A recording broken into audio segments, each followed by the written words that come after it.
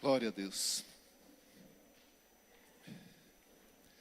Queridos, é muito bom saber também que a ITM existe neste lugar. Nós estamos muito felizes neste ano, percebendo que é um projeto de Deus, um instrumento que Deus tem nos confiado como igreja para a expansão do reino de Deus para os seus propósitos. Este ano estamos presentes em 120 aproximadamente centros associados no Brasil todo.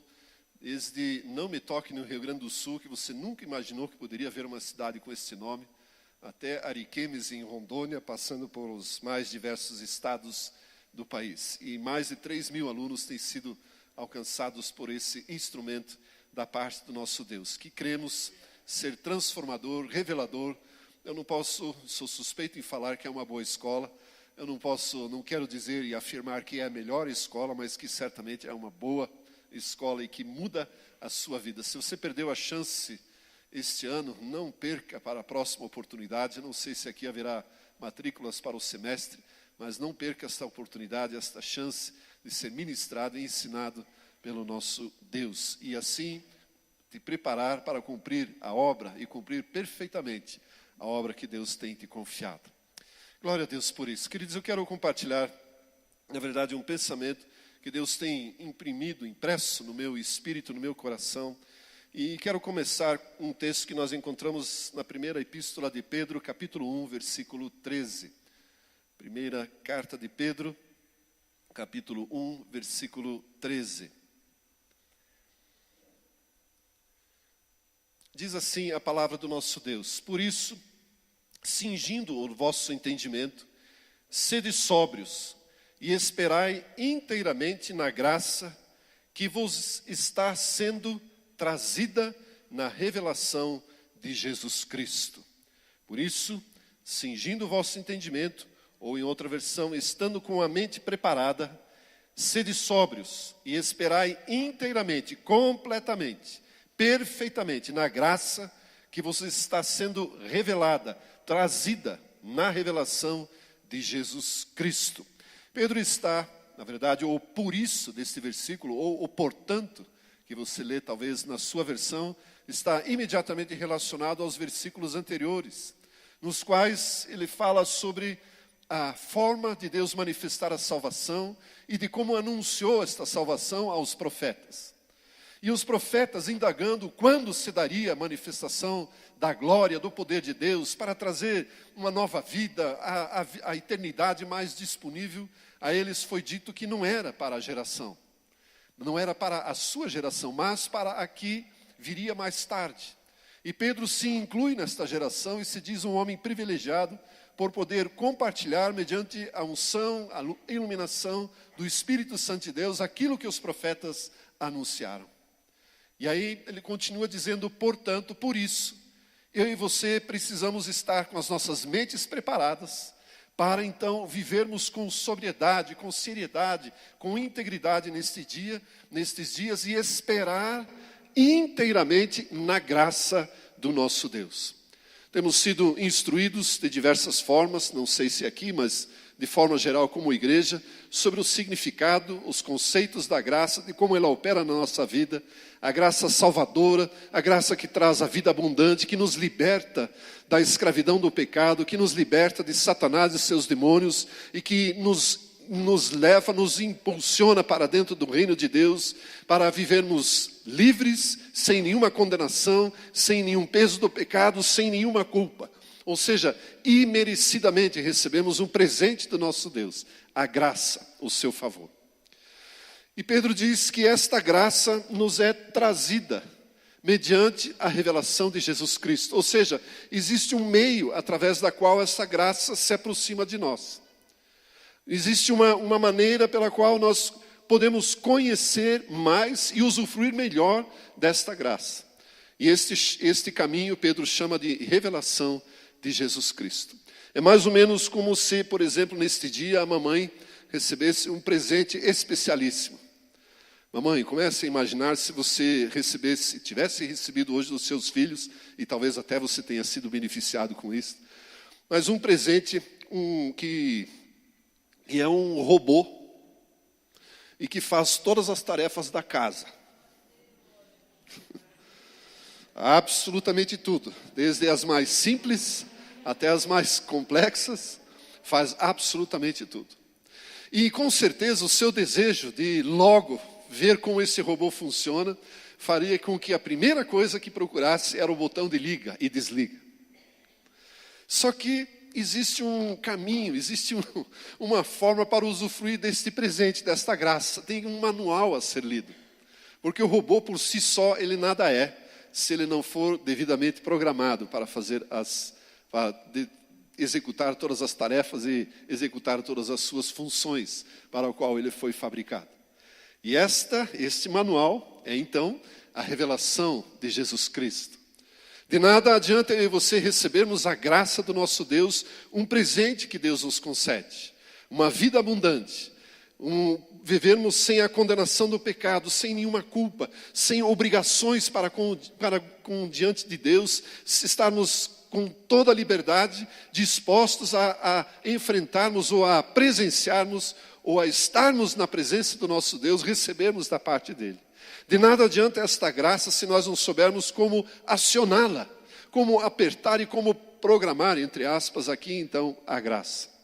Existe então a necessidade, segundo o que Pedro nos diz, um ingrediente, um aspecto importantíssimo, que é a revelação de Jesus Cristo, quem de fato Jesus Cristo é. Se nós fizéssemos uma pesquisa, se nós olhássemos e fôssemos para a rua e perguntássemos para as mais diversas pessoas, cristãs ou não, os diversos credos, e fizéssemos uma pergunta, talvez você já foi desafiado a respondê-la. Quem é Jesus para você? Perguntar para a pessoa. Talvez nós tivéssemos as mais variadas respostas. O Senhor Jesus fez uma pesquisa semelhante a esta, junto com os seus discípulos. Venha comigo, por gentileza, para o Evangelho de Marcos, capítulo 8, versículo 27. Este é o meu primeiro ponto. Eu sei que existem vários alunos aqui, e é uma dificuldade maior ministrar e pregar para alunos, especialmente os que já tiveram aulas de prática ministerial, porque eles estão com homilética na sua cabeça. Então eles já querem procurar qual é o tema, o título, e já querem procurar e anotar o primeiro ponto. O título da minha mensagem é Jesus, Senhor e Cristo. Eu não dei. E agora o primeiro ponto, quem é Jesus para você? Versículos 27 do capítulo 8 nos diz assim: Então Jesus e os seus discípulos partiram para as aldeias de Cesareia de Filipe. E no caminho perguntou-lhes: Quem dizem os homens que eu sou? E responderam: João Batista, e outros, Elias, mas outros, algum dos profetas. Então lhes perguntou: Mas vós, quem dizeis que eu sou? Respondendo Pedro, lhe disse: Tu és o Cristo. Nas palavras do Evangelho de Mateus, Pedro diz: Tu és o Cristo, o Filho do Deus vivo. Muito bem, uma pesquisa semelhante à que nós estamos propondo, Jesus fez aos discípulos. Ei, vocês que têm andado por aí, perguntado, visto, conversado com as multidões que estão nos cercando, isso aqui acontece mais ou menos no terceiro ano do ministério de Jesus Cristo, e faz uma pergunta: o que as pessoas têm dito a meu respeito? E as respostas, como nós podemos ver, são as mais variadas. Cada um desses itens que são comentados aqui pelos discípulos, João Batista, por exemplo, significava um revolucionário, uma pessoa que poderia ser acusada nos nossos dias de anarquismo, porque João Batista, com a sua mensagem, afrontava, confrontava e enfrentava as autoridades, seja de que nível fosse daquela época. Tanto faz se eram as autoridades espirituais, políticas, ou enfim, todas elas eram severamente enfrentadas e confrontadas por João Batista. Ele ousava chamar as autoridades espirituais, ou seja, que encaminhavam as pessoas à vida espiritual, de raça de víboras. Ou seja, era de fato uma pessoa muito severa. E Jesus está sendo comparado a João Batista, como se fosse um rebelde, um anarquista, um revolucionário. Eu já escutei algumas vezes pessoas de diversos meios, não igreja, evidentemente, falaram que Jesus Cristo é um político, fracassado, mas é um político. Ou seja, ele se rebelou contra as estruturas da época, mas fracassou no seu intento porque não conseguiu se estabelecer. Não conseguiu seguir o seu caminho, a sua trajetória, ou criar uma carreira política. Foi morto. Não, esta é uma visão que pessoas têm. Outros dizem, é um dos profetas. Ou seja, ou ainda Elias, antes disto. Elias era uma pessoa que igualmente confrontava autoridades e reis e que trazia uma palavra de Deus, um oráculo de Deus, e que determinava, inclusive, o clima que a nação iria experimentar nos próximos dias. No caso, durante 3 anos e meio, não choveu, segundo uma palavra que Elias proclamou. Então, poderia ser Jesus como um profeta, que anunciava futuro, que anunciava o que estava acontecendo no presente, que justificava alguns acontecimentos daqueles dias. Ou seja, um profeta tal qual Elias, que ficou famoso por enfrentar e confrontar o rei Acabe, nos dias de Acabe e Jezabel. Ou ainda, muitos poderiam dizer, é um dos profetas, que anuncia esperança, que anuncia consolo, ou que joga uma perspectiva de vida, uma nova forma de pensar, sempre para o futuro. Os profetas traziam exortações, admoestações para o presente, mas a esperança, o bem-estar, as promessas de Deus sempre estavam no futuro. E, igualmente, muitas pessoas podem pensar que Jesus Cristo é um profeta, pode ser um revolucionário. Nós podemos encontrar as mais diversas respostas mundo afora. Provavelmente alguns dirão que Jesus Cristo é de fato uma pessoa muito importante, um personagem de destaque. Tanto é que a história se divide em antes e depois do seu nascimento. Tão importante ele significou na história. Mas não há no coração destas pessoas uma revelação de quem é Jesus Cristo. De quem de fato é Jesus. E a pergunta que Jesus fez aos discípulos, depois de eles fizerem ou de responderem a uma pequena pesquisa, uma pequena enquete que o Senhor Jesus fez, ele também lhes lançou a pergunta. E aí, o que eu significo para vocês? Quem sou eu para vocês? Quem é Jesus para você? Pergunte para a pessoa que está ao seu lado, quem é Jesus para você? E não responda. Não responda. Queridos, esta é uma resposta que eu e você precisamos ter, porque através desta revelação, a revelação de Cristo, nós alcançaremos e usufruiremos da graça do nosso Deus. É o caminho que Ele estabeleceu. Então eu e você precisamos entender isto. Para muitos, Jesus Cristo é apenas um socorro imediato para uma situação emergencial. Eu fui daqueles cristãos há muito tempo atrás, são uns 30 e tantos anos atrás, nascido dentro de uma igreja, aprendi a ler a Bíblia, minha mãe e meu pai me ensinavam a Bíblia, ia para, na época, a aula, a escola dominical, ouvia das histórias de Deus, mas resolvi tomar o meu próprio caminho e ser sábio aos meus próprios olhos. Então, quando a crise chegava, quando a água já estava pelo nariz, quando não tinha mais jeito, bom, agora eu vou ler a Bíblia. Agora eu vou orar. Então, Deus ou Jesus Cristo, e orava em nome de Jesus porque tinha aprendido, era apenas um socorro em situações emergenciais, e muito graves. Porque aquelas do dia a dia, aquelas corriqueiras, a gente se virava. E para muitas pessoas, Jesus Cristo é isto. Um socorro imediato em situações de emergência. Jesus para muitos é aquele que cura. É também uma solução para problemas financeiros. Muita gente se aproxima da igreja e espera não ser essa a sua situação.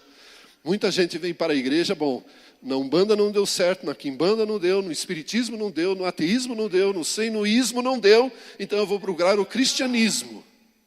Quem sabe Jesus seja uma outra alternativa, uma outra opção. E nós sabemos que não é uma outra opção. Nós sabemos que é a única solução. Agora, essas perguntas que o mundo faz, eu e você precisamos responder, e nós precisamos ter uma convicção de quem Jesus Cristo é para nós. Pedro aqui, talvez, eu consiga na minha imaginação santificada, perceber que foi o único dos discípulos que estavam presentes a ter uma revelação de quem Jesus era. Ele diz, tu és o Cristo. Não há relato de nenhum outro. Talvez ele fosse o único que percebeu que Jesus Cristo era de fato, ou que Jesus era de fato diferente, e que sobre ele estava um propósito, ou seja, um propósito messiânico. Ele era o Cristo, o enviado de Deus para resolver os problemas do mundo. Mas aparentemente, pela sequência da história, e eu não quero entrar nesses detalhes, você pode ler depois, no capítulo 8 mesmo, e no 9, quando eles estão lá com o Monte da Transfiguração, nós percebemos que Pedro não tinha tanta certeza e convicção de que Jesus era de fato o Cristo. Poderia ser um Cristo, mas não o Cristo. Meses depois, quando Jesus Cristo fora crucificado, quando fora ressuscitado, e quando ele já não estava presente, e quando lhes foi enviado o Espírito Santo de Deus, e quando Pedro foi revestido do poder, cheio do Espírito Santo de Deus, e começou a ministrar, a pregar a sua primeira mensagem, ali nós percebemos que Pedro teve então uma revelação pessoal de quem era Jesus Cristo, e passou a usufruir da graça. Venha comigo para capítulo 2 de Atos, no versículo 36.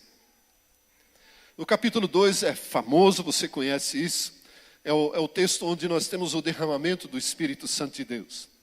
E quando toda a cidade estava já em polvorosa, já estava um agito tremendo, porque um grupo de 120 doidos estavam nas ruas, falando, proclamando, profetizando, falando em uma língua estranha, em outras línguas, orando, e das 11 nações que estavam presentes ali, segundo o relato de Atos, cada um ouvia pessoas estranhas falarem no seu próprio idioma.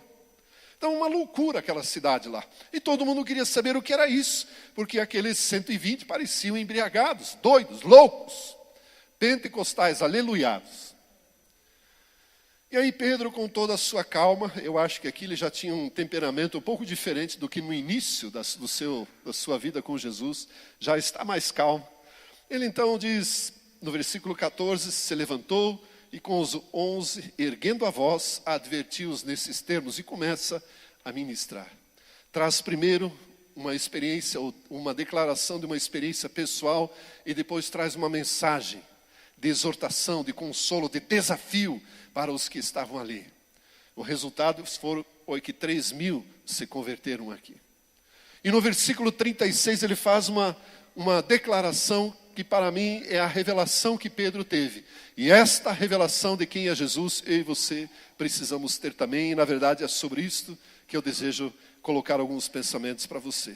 Versículo 36 de Atos 2 diz: esteja absolutamente certa, pois toda a casa de Israel, que é este Jesus que vós crucificastes, Deus o fez Senhor e Cristo.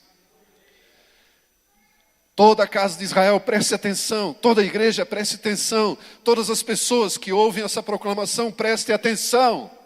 A esse Jesus que foi crucificado, Deus o estabeleceu, o designou, o fez.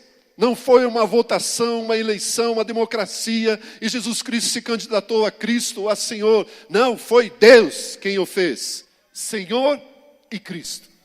Queridos, isso precisa estar assim, firme nos nossos corações. Parece tão óbvio, tão simples. Não, mas eu sei que é isto.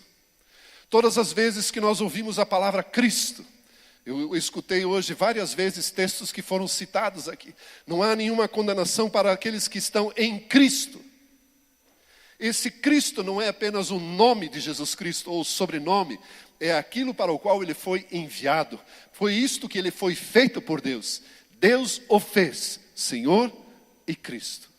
E aí eu e você precisamos entender, ou podemos entender, nem precisamos, mas é o que eu quero colocar a você. Esses dois significados, o que eles representam na nossa vida. O que é ter a Jesus Cristo, ou a Jesus como Cristo e a Jesus como Senhor das nossas vidas. Provavelmente você já ouviu muitas vezes sobre isso, mensagens a respeito, talvez pensamentos, mas eu quero de alguma forma contribuir para aquilo que Deus tem ministrado ao meu coração nestes dias. Por que eu digo isto?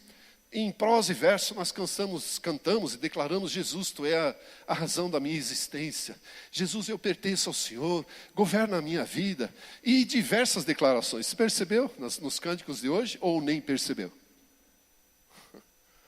Muitas vezes sequer percebemos, mas são declarações que, se você não leva a sério, nas regiões celestiais existem um sistema de informatização ultramoderno, com tablets, inclusive. E eles estão lá tomando nota de todas as vezes que nós fazemos declarações. Jesus, tu és o meu tudo. Vamos ver o quanto esse aleluia é de fato verdade. Esse é o ponto. Nós declaramos: Jesus, tu és a razão da minha existência. O Senhor é a razão do meu viver. Viver significa 100% da sua vida. Vamos ver. Por isso que eu digo, usufruímos da graça, recebemos da abundância do nosso Deus, mediante a revelação de quem Jesus Cristo é para as nossas vidas. Jesus precisa ser para nós o Cristo. Jesus precisa ser para nós o Messias, o ungido de Deus. A palavra Cristo é do grego Messias, do hebraico. E significa literalmente ungir, ou ser ungido para um propósito. E evidentemente o povo judeu do Novo Testamento tanto faz na vida de Jesus Cristo e no texto de Atos, no qual nós estamos, e na carta de Pedro, que veio 40 anos depois que Jesus Cristo já havia morrido.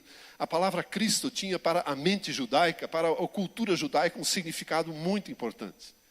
Desde os primeiros profetas, desde os livros dos Salmos, sempre havia alguém anunciando que viria um Messias, viria um enviado de Deus, viria alguém da parte de Deus, para cumprir as promessas, para proporcionar a vida eterna, para proporcionar uma vida ainda mais abundante para a nação de Israel e trazer juízo para os gentios, para os pecadores.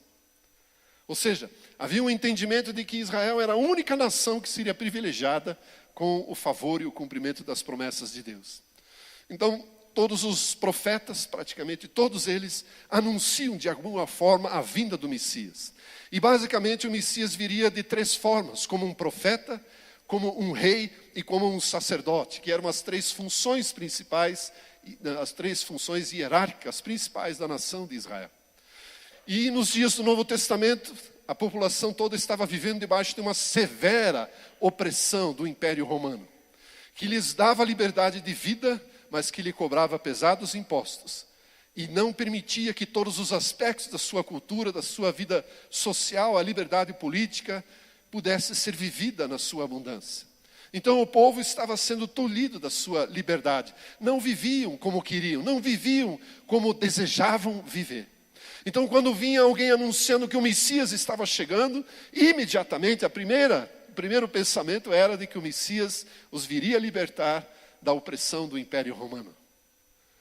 E principalmente algo que estava relacionado ao Messias era de que este viria estabelecer o reino de Deus, estabelecer um reino. Ora, o que se pensa de um homem ou de um ungido de Deus, um enviado de Deus que vem para estabelecer um reino? No mínimo ele precisa ser forte, poderoso, ter um exército atrás de si e que vai arrasar, derrotar e mandar embora, expulsar os inimigos. Não parece óbvio? E quando o Messias, vindo da parte de Deus, chamado Jesus, ao invés de uma espada, usa palavras, e ao invés de afrontar as autoridades romanas, ele se submete e sujeita a elas, e ao invés de confrontar a elite da época dos judeus, ele vai e prega aos pobres, aos miseráveis, que não têm nenhuma representação, que não conseguem acesso a nada. Ou seja, Jesus Cristo não veio no padrão, no standard esperado de um rei conquistador que iria libertá-los do Império Romano. Pelo contrário, de Nazaré, na época, nada de bom poderia vir. Uma cidade que estava sempre, pelo menos com a fama de ser depravada, de baixa moral, com prostituição. Hoje nós diríamos que é uma cidade onde só há tráfico de drogas, prostituição, uma vida social terrível. Deste lugar, o Messias viria jamais. Ou seja, a vinda do Messias parecia envolta em mistérios e não se enquadrava naquilo que o povo esperava. Por isso, talvez muitos dos discípulos que estavam com o próprio Senhor Jesus não tinham a plena convicção de que aquela pessoa que estava diante deles, operando aqueles milagres, multiplicando pães, ressuscitando os mortos, curando os cegos, livrando paralíticos da opressão, e todos os milagres que ele opera, poderia ser o Messias. Havia, talvez, não posso afirmar, mas talvez uma dúvida. Até que a obra se completasse. Jamais poderia se esperar de um rei que arregimentou um grupo de discípulos e diz: venham comigo, nós vamos estabelecer o reino de Deus. Jamais se poderia esperar desse um rei que anunciasse aos seus, entre aspas, súditos ou discípulos as seguintes palavras: olhe, se preparem porque eu vou morrer e ressuscitar no terceiro dia. Ora, isso não cabe a um conquistador. Então perceba que muitas pessoas se sentiram frustradas, mas eles não sabiam, desconheciam ou não perceberam que na verdade Jesus, como o Messias, o enviado do Deus vivo, o enviado do Deus Altíssimo e do Deus Eterno, estava sim estabelecendo o reino de Deus sobre a terra e derrotando os verdadeiros inimigos deste reino, a saber, o pecado que ele tomou sobre si naquela cruz, juntamente com todas as doenças e enfermidades. Número 2, a Satanás que detinha o império da morte e a própria morte que foi derrotada na cruz, porque não pôde reter ao Senhor Jesus Cristo. Estes eram os verdadeiros inimigos da humanidade. Jesus, como Messias, não veio apenas livrar o povo de Israel do Império Romano, da opressão do Império Romano. Jesus Cristo, como Messias, veio libertar a humanidade da prisão na qual ela estava metida, por causa da desobediência. Então, quando nós falamos e temos a revelação de quem é o Messias, para nós, isso precisa ficar claro. Jesus Cristo não é apenas um político, não é apenas um Messias, ele é o Messias. E que operou, através da sua morte, da sua ressurreição, a maior obra que alguém poderia fazer a favor de uma pessoa. A mim e a você.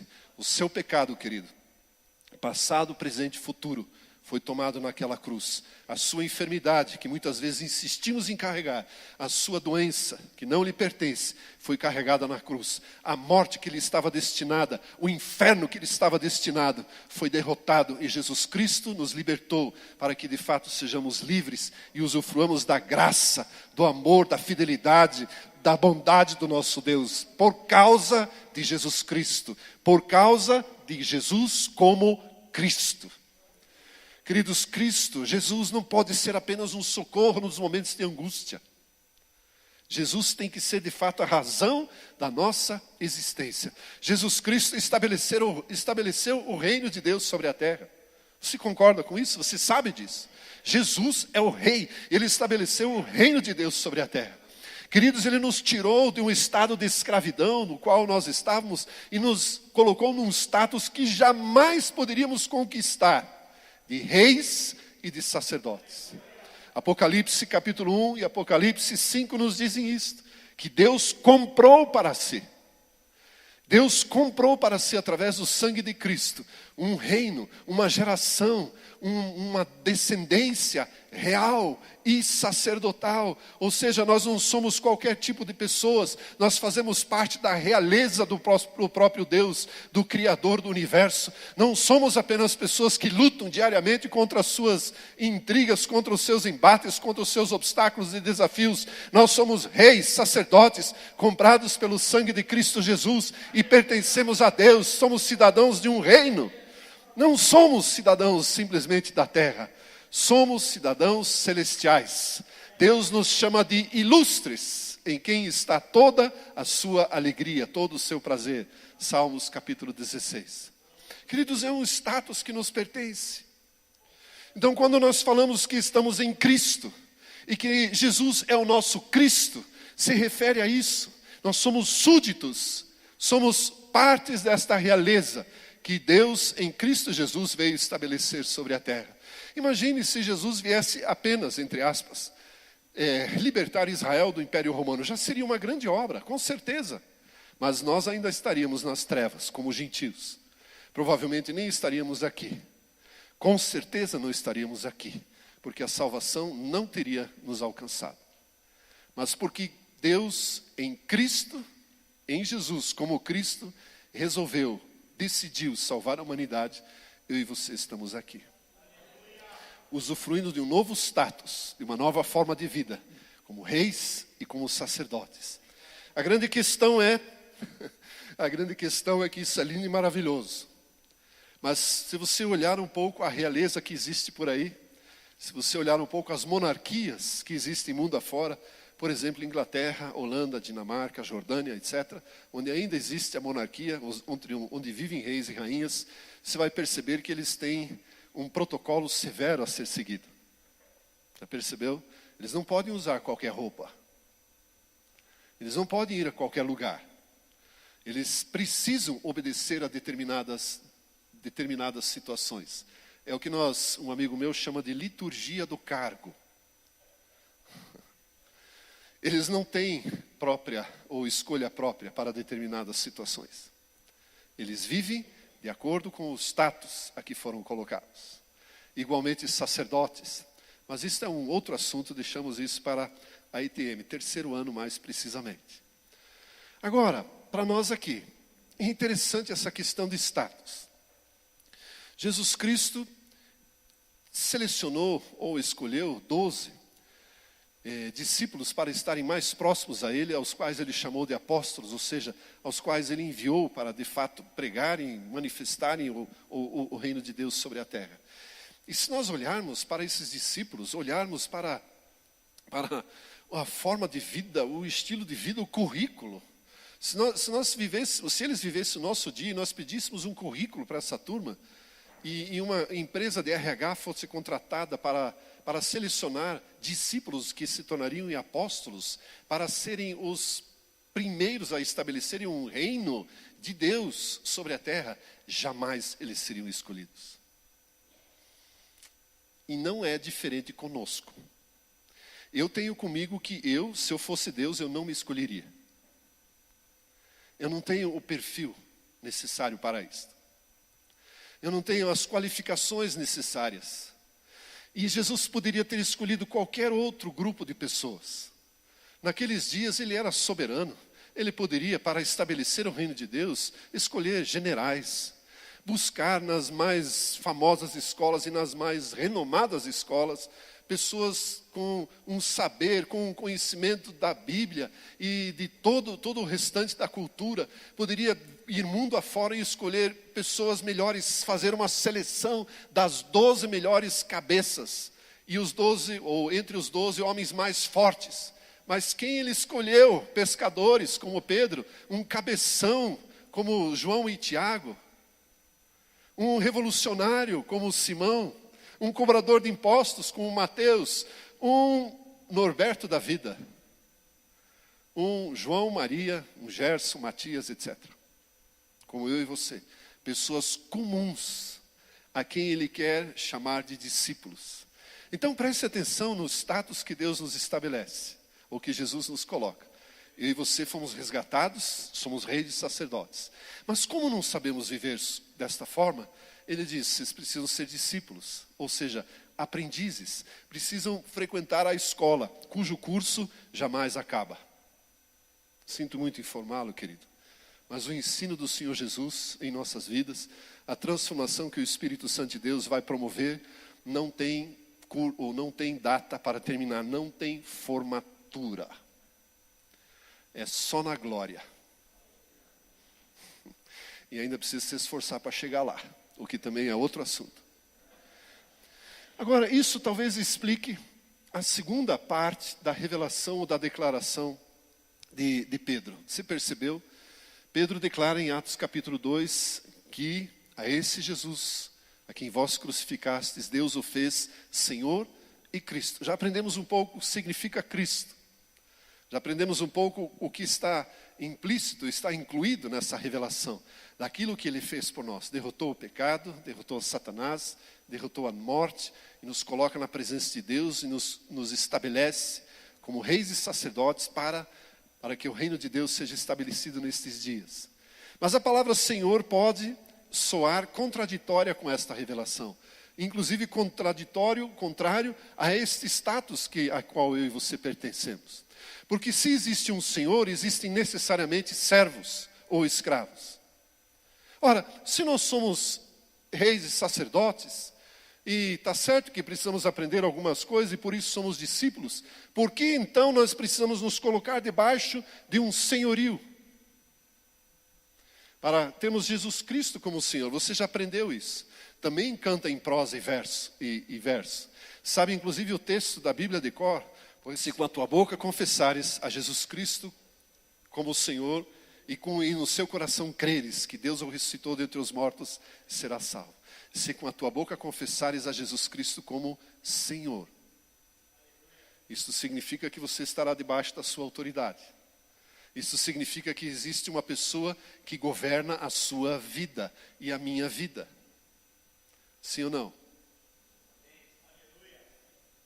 Existe alguém que quer tomar posse e controlar cada gesto, cada ato, cada palavra da sua vida. Eu não sei se todos concordam com o ânimo do Gerson. Preste bem atenção. Se existe um Senhor, Ele precisa governar toda a nossa existência. Toda a nossa vida. Todos os nossos atos.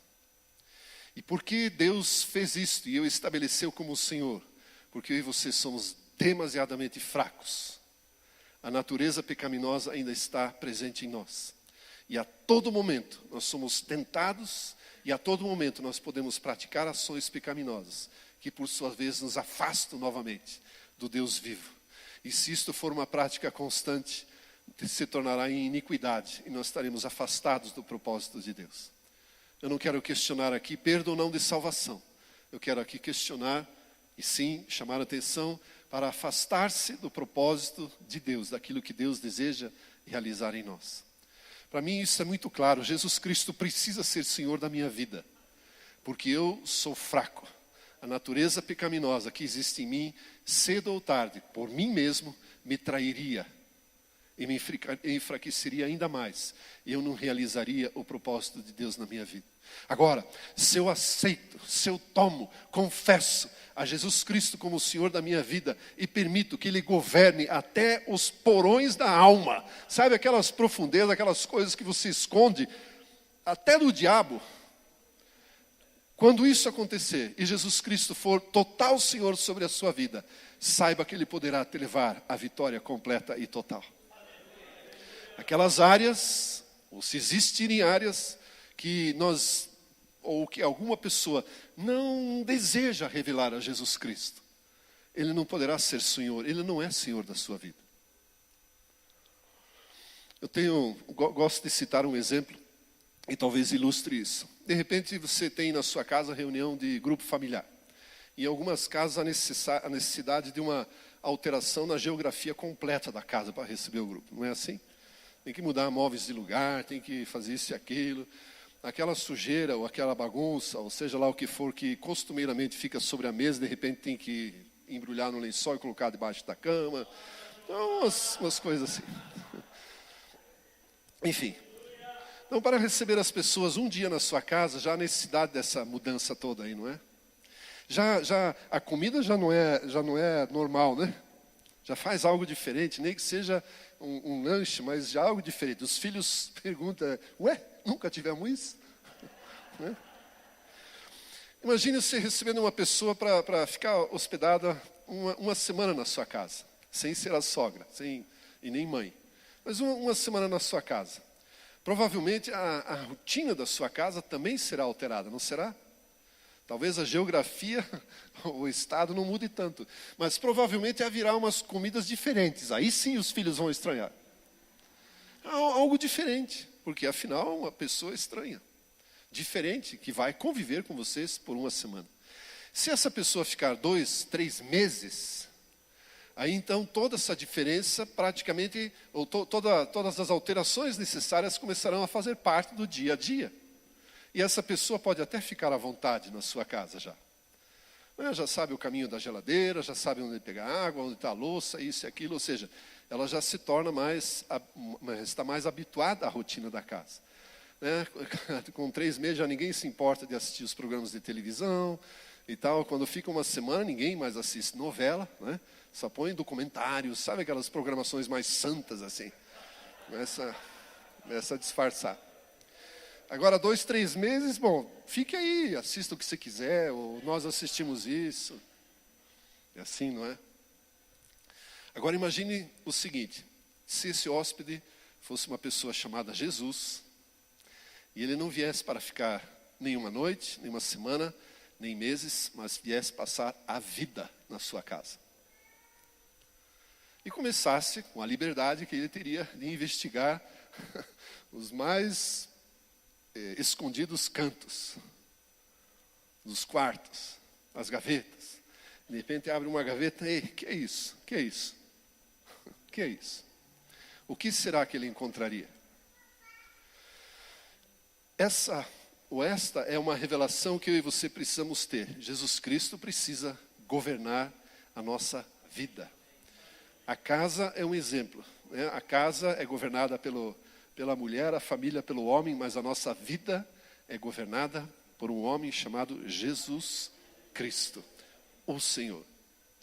Confessar a Jesus Cristo como o Senhor não é poético, não é lírico, não é romântico.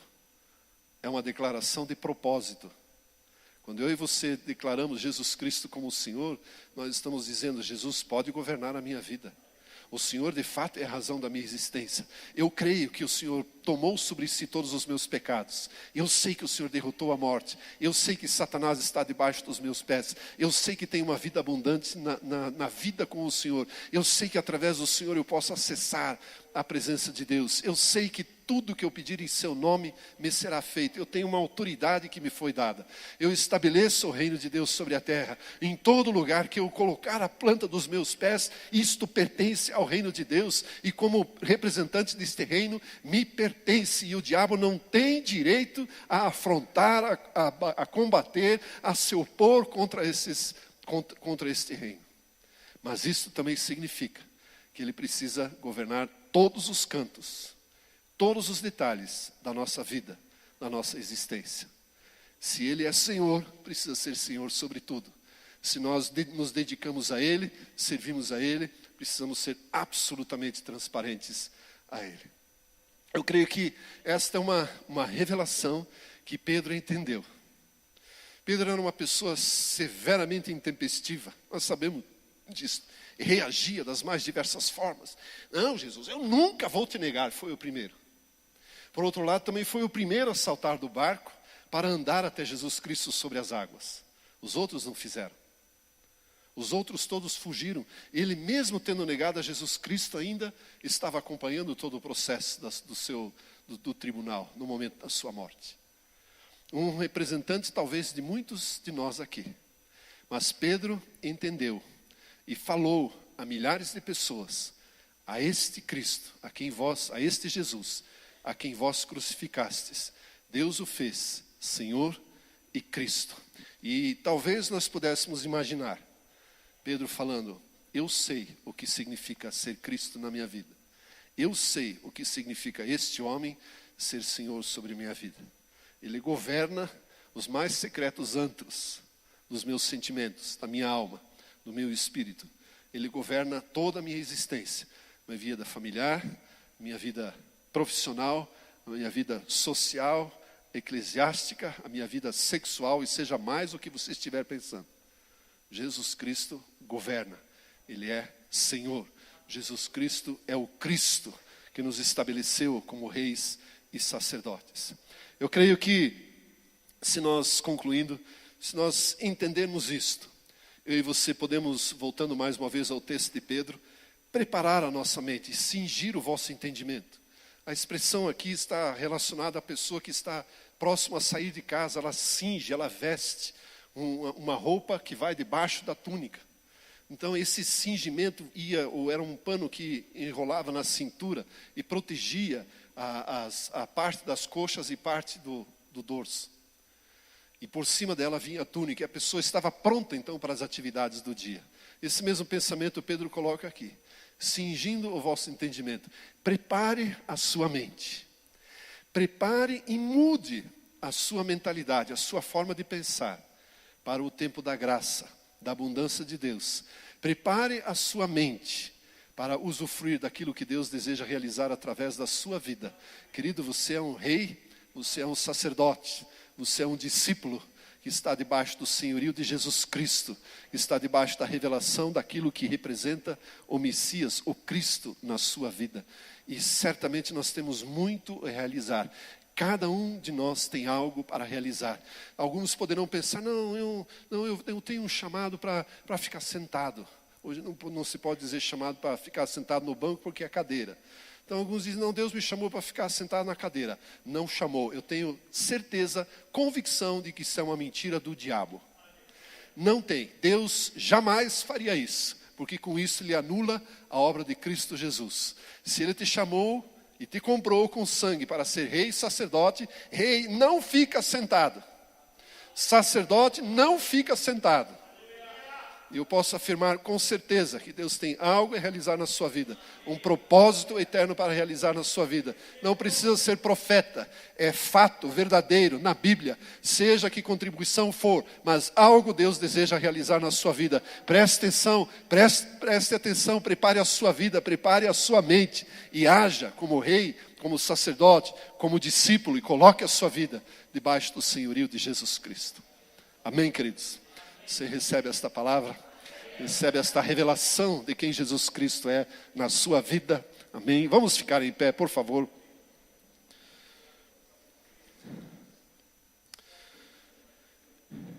Antes de nós encerrarmos ou cantarmos um cântico aqui de celebração, eu não posso me privar de fazer uma outra declaração. Mais uma vez o nosso amigo Pedro declarou a respeito de Jesus Cristo. E não há salvação em nenhum outro, porque debaixo do céu não existe nenhum outro nome dado entre os homens, pelo qual importa que sejamos salvos. Ou seja, em nenhum outro há salvação, para que devemos ser salvos. Queridos, Deus deseja que toda a humanidade seja salva. Deus deseja conceder a vida eterna, os benefícios que Jesus Cristo conquistou na cruz, a toda e qualquer pessoa. Eu não conheço todos aqui, na verdade conheço poucos aqui, mas eu quero fazer um convite especial nesta hora, especialmente aqueles que visitam esta igreja pela primeira, segunda ou mais vezes.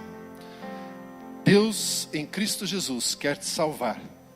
Deus em Cristo Jesus quer te conceder a vida eterna. Deus em Cristo Jesus quer que você pertença à família de Deus. Torne-se um filho de Deus. Deus em Cristo Jesus quer te dar a solução definitiva para os teus problemas, para as suas dificuldades. Jesus Cristo não é um caminho. Jesus Cristo é o caminho. Ele não é apenas uma verdade, uma filosofia. Ele não veio estabelecer uma doutrina, ele veio estabelecer um reino. Ele é o caminho, ele é a verdade. E é o único que pode promover e prover a vida eterna. Quer você creia ou não, a vida eterna existe. E a decisão onde nós passaremos essa eternidade precisa ser feita enquanto estamos aqui na terra. Se nós decidirmos por Jesus Cristo e reconhecermos a Ele, confessarmos a Ele como Senhor, como Salvador das nossas vidas, nós passaremos a eternidade ao lado do Criador do universo, do Deus Todo-Poderoso, o Pai Celestial. Se nós não fizermos essa opção, nós ficaremos a eternidade toda afastados de Deus. E certamente existe essa decisão. Então, baseado nisso, eu quero fazer uma pergunta. Existe alguém aqui hoje em nosso meio que gostaria de receber a Jesus Cristo como Senhor e Salvador da sua vida? Aceitá-lo como Salvador, como solucionador, como aquele que provê a vida abundante para a sua vida? Se existir em nosso meio, por favor, levante uma das suas mãos bem alto. Nós queremos saber onde você está e queremos fazer uma oração com você. Existe alguém ali? Glória a Deus, pode abaixar a sua mão. Existe mais alguém que quer tomar esse passo? Onde está a próxima pessoa que deseja hoje entregar a sua vida ao Senhor Jesus Cristo e não sofrer mais? Eu posso afirmar que em Jesus Cristo o seu sofrimento, a sua falta de paz, a sua falta de alegria acaba hoje. Jesus Cristo vai te dar alegria, vai te dar paz, vai te revelar quem é Deus, vai te dar noites tranquilas a partir de hoje. Existe mais alguém? que nesta noite gostaria de tomar essa decisão de entregar a sua vida ao Senhor Jesus Cristo.